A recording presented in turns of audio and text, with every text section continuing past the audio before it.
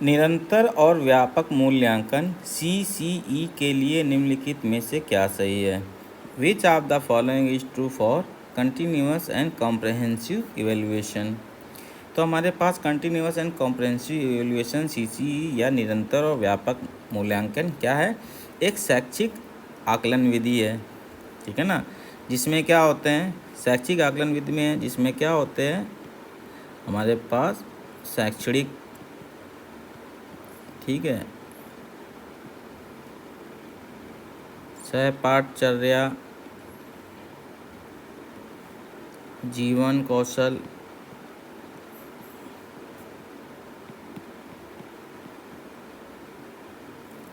ठीक है ना,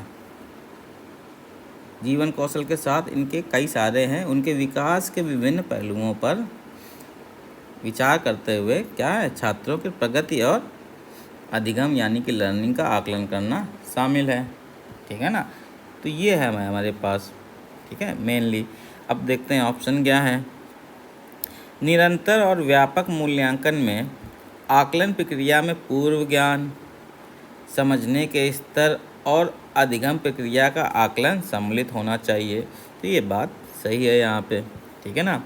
तो इसमें हमारे पास क्या होता है, आकलन मूल्यांकन में क्या होता है, आकलन प्रक्रिया, ठीक है, पूर्व ज्ञान, समझने के स्तर और अधिगम प्रक्रिया का आकलन सम्मिलित होना चाहिए, जो ये बताता है। तो ये सही है। दूसरा है, निरंतर और व्यापक मूल्यांकन के लिए शिक्षक महसूस करते हैं कि उनमें से हर एक बच्चे को अधिगम का आकलन करने के लिए प्रतिदिन कुछ गृह कार्य देना चाहिए। तो ये महसूस करते हैं तो उसके आकलन के लिए ये देना चाहिए, ये सही है। लेकिन जो हमारा क्वेश्चन है कि कंटिन्यूअस और कॉम्प्रहेंसिव इवैल्यूएशन के लिए, तो ये पूर्ण रूप से सत्य नहीं होगा, ठीक है ना। ये टीचिंग का एक पार्ट है, ये आप प्रतिदिन कुछ काम देंगे तो उससे इवैल्यूएशन होगा, लेकिन उससे एक पार्ट होगा, सारे पार्ट नहीं होंगे, ठीक है। तीसरा, निरंतर और व्यापक मूल्यांकन केवल अंकों को ग्रेड में परिवर्तित करने के बारे में है, ये बिल्कुल गलत है, ठीक है। वो किसके, शैक्षणिक, सहपाठचर्या, जीवन कौशल, इन सब के बारे में। चौथा, निरंतर और व्यापक मूल्यांकन में जांच परीक्षण अधिक है और शिक्षण कम है, ये भी गलत है, ठीक है।